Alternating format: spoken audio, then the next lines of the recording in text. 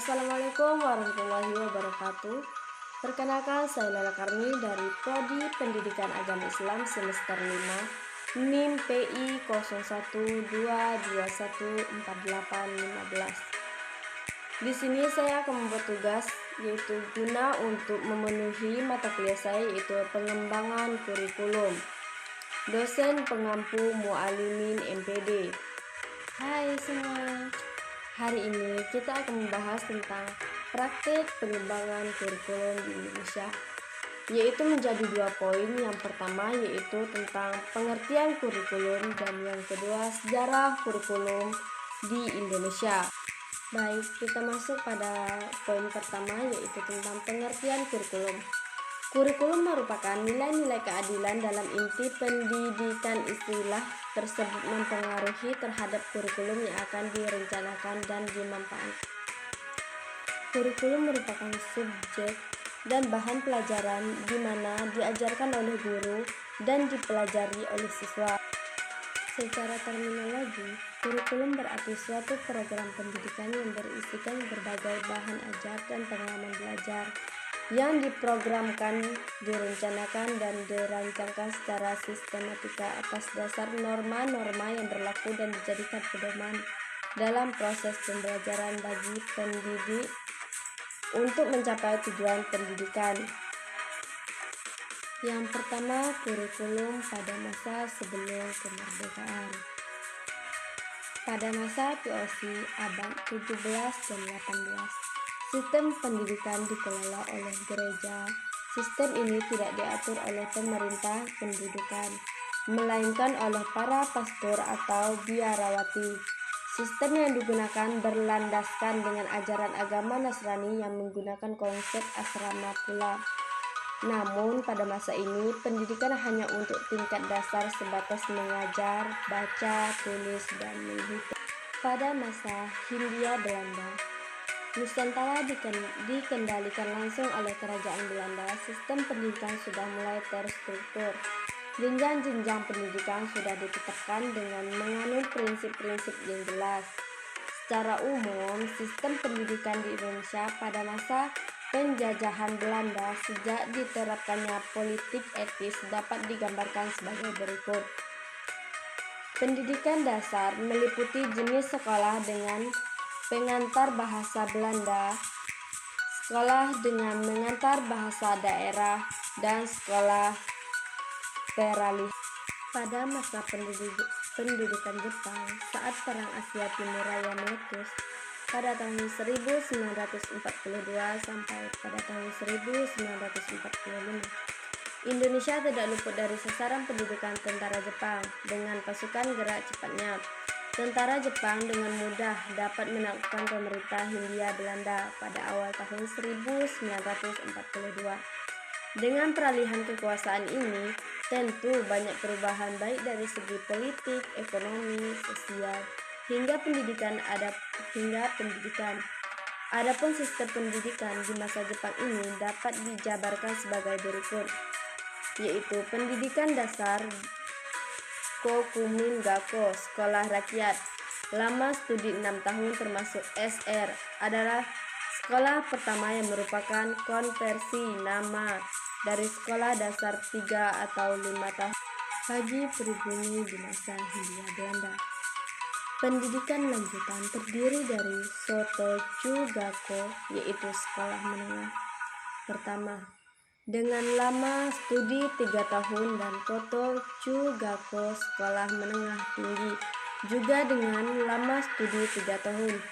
Pendidikan kejuruan mencakup sekolah lanjutan bersifat vokasional antara lain di bidang pertukangan, pelayanan, pendidikan, teknik, dan pertanian. Dan yang kedua yaitu kurikulum pada masa sesudah kemerdekaan, yaitu Rencana Pelajaran 1947, Rencana Pelajaran terurai pada tahun 1952, dan Kurikulum 1964 dan 1968. Kurikulum 1975, Kurikulum 1984, kurikulum 1994 dan suplemen kurikulum 1999, kurikulum 2004, KTSP 2006, kurikulum 2013, dan kurikulum merdeka. Perubahan tersebut merupakan konsekuensi logis dari terjadinya perubahan sistem politik, sosial budaya, ekonomi, dan iptek dalam masyarakat berbangsa dan bernegara. Sebab, kurikulum sebagai perangkat rencana pendidikan perlu dikembangkan secara dinamis sesuai dengan tuntutan dan perubahan yang terjadi di masyarakat. Semua kurikulum nasional dirancang berdasarkan landasan yang sama. Rencana pelajaran pada tahun 1947, kurikulum pertama yang lahir pada masa kemerdekaan memakai istilah Leerplan. Dalam bahasa Belanda, artinya rencana pelajaran lebih populer ketimbang kurikulum bahasa Inggris. Perubahan kisi-kisi pendidikan lebih bersifat politis dari orientasi pendidikan Belanda lebih ke pemimpinan nasional. Asas pendidikan ditetapkan Pancasila. Awalnya pada tahun 1947 pada saat diberikan nama Renja Pelajaran 1947. Dan pada saat itu, kurikulum pendidikan di Indonesia masih dipengaruhi oleh sistem pendidikan kolonial Belanda dan Jepang, sehingga hanya meneruskan yang pernah digunakan sebelumnya. Rencana Pelajaran terurai 1952. Pada tahun 1952, kurikulum di Indonesia mengalami penyempurnaan. Pada tahun 1952 diberi nama Rencana Pelajaran terurai 1952. Kurikulum ini sudah mengarah pada sistem pendidikan nasional. Hal yang paling menonjol dan menjadi ciri dari kurikulum 1952 ini bahwa setiap rencana pelajaran harus memperhatikan isi pelajaran yang dihubungkan dengan kehidupan sehari-hari. Kurikulum 1968 merupakan bentuk pembaharuan dari kurikulum 1964, yaitu dilakukan perubahan struktur kurikulum pendidikan Pancawardhana menjadi pembinaan jiwa Pancasila, pengetahuan dasar, dan kecakapan khusus. Kurikulum 1968 merupakan perwujudan dari perubahan orientasi pada pelaksanaan Undang-Undang 1945 secara murni dari segi tujuan pendidikan. Kurikulum 1968 ditekankan pada upaya untuk membentuk manusia Pancasila sejati, kuat, sehat jasmani, mempertinggi kecerdasan dan keterampilan jasmani, moral, budi pekerti, dan keyakinan beragama. Kurikulum 1975 sebagai pengganti kurikulum 1968 menggunakan prinsip-prinsip diantaranya sebagai berikut, yaitu yang pertama, berorientasi pada tujuan.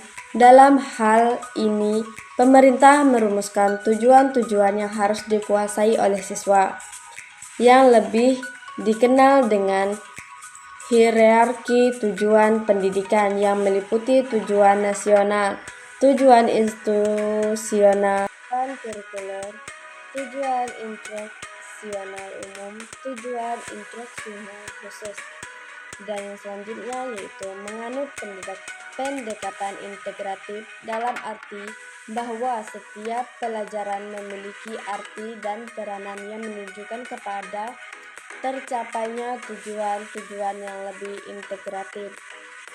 Dan selanjutnya menekankan kepada efisiensi dan efektivitas dalam hal waktu. Selanjutnya yaitu menganut pendekatan sistem instruksional yang dikenal dengan prosedur pengembangan sistem instruksional PPSI, sistem yang senantiasa mengaruh kepada tercapainya tujuan yang spesifik. dapat diukur dan dirumuskan dalam bentuk tingkah laku siswa. Dan selanjutnya kita lanjut kepada kurikulum pada tahun 1994 dan suplemen kurikulum 1999. Kurikulum 1994 bergulir lebih pada upaya memadukan kurikulum-kurikulum sebelumnya. Jiwanya ingin mengombinasikan antara kurikulum 1975 dan kurikulum 1984. Perpaduan tujuan dan proses belum berhasil. Kritik bertebaran lantaran beban belajar siswa dinilai terlalu berat. Dari muatan nasional hingga materi muatan lokal disesuaikan dengan kebutuhan daerah masing-masing, misalnya bahasa daerah, kesenian, keterampilan daerah, dan lain-lain. Terdapat ciri-ciri yang menonjol dari pemberlakuan kurikulum 1964 diantaranya sebagai berikut, yaitu pembagian tahapan pembelajaran di sekolah dengan sistem catur wulan. Kurikulum 1964 bersifat populis, yaitu yang memberlakukan satu sistem kurikulum untuk semua siswa di seluruh Indonesia. Lanjut dengan kurikulum 2004, yaitu Pusat Kurikulum Balitbang Depdiknas 2002 mendefinisikan bahwa kurikulum berbasis kompetensi merupakan perangkat rencana dan pengaturan tentang kompetensi hasil belajar yang harus dicapai siswa, penilaian kegiatan mengajar, dan pemberdayaan sumber daya pendidikan dalam pengembangan kurikulum sekolah. Kurikulum berbasis kompetensi adalah kurikulum yang pada tahap perencanaan, terutama dalam tahap pengembangan ide, akan dipengaruhi oleh kemungkinan pendekatan. Kepada kurikulum 2006, awal 2006, uji coba KBK dihentikan, muncullah kurikulum tingkat satuan pendidikan. Pelajaran KTSP masih tersendat tinjauan dari segi isi dan proses. Pencapaian target kompetensi pelajaran oleh siswa hingga teknis evaluasi tidaklah banyak. Perbedaan dengan kurikulum 2004. Perbedaan yang paling menonjol adalah guru lebih diberikan kebebasan untuk merencanakan pembelajaran sesuai dengan lingkungan dan kondisi siswa, serta kondisi sekolah berada. Hal ini disebabkan kerangka dasar KD, standar kompetensi lulusan SKL, standar kompetensi dan kompetensi dasar SKKD. Setiap mata pelajaran untuk setiap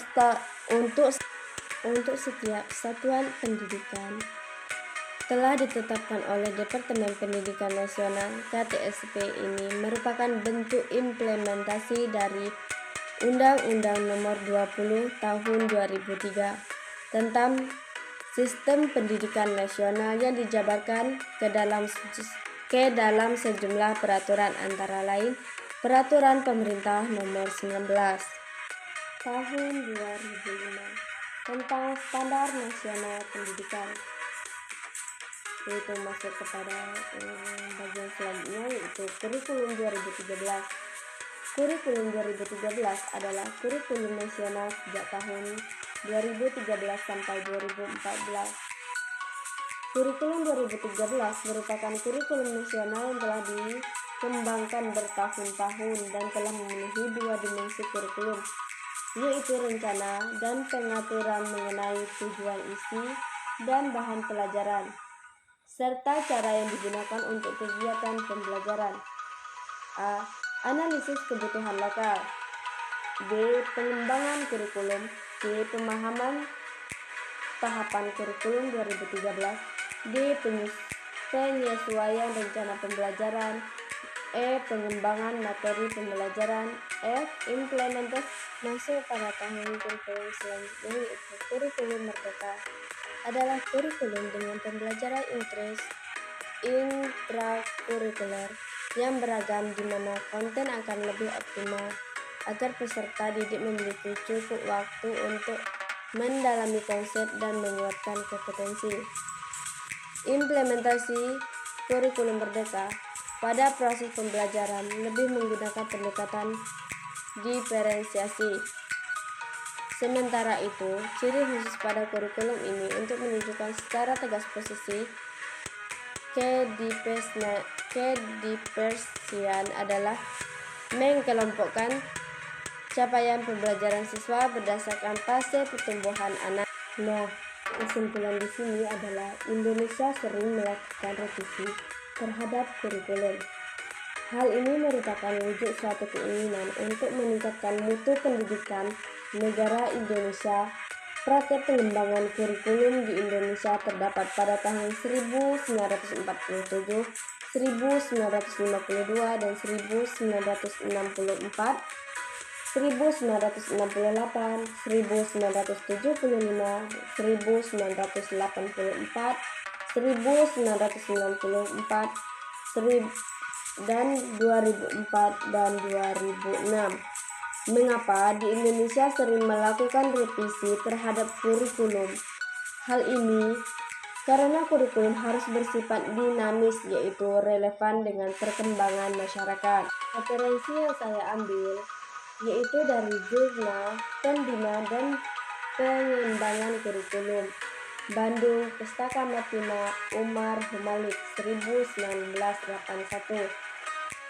dan Jurnal Pembelajaran dalam Implementasi Kurikulum Berbasis Kompetensi Jakarta, Kencana Pranada Wina Sanjaya 2007, dan Jurnal Pengembangan Kurikulum dan Inovasi Kurikulum Jakarta PT Raja Grapindo Persada Saban Bijah 1996.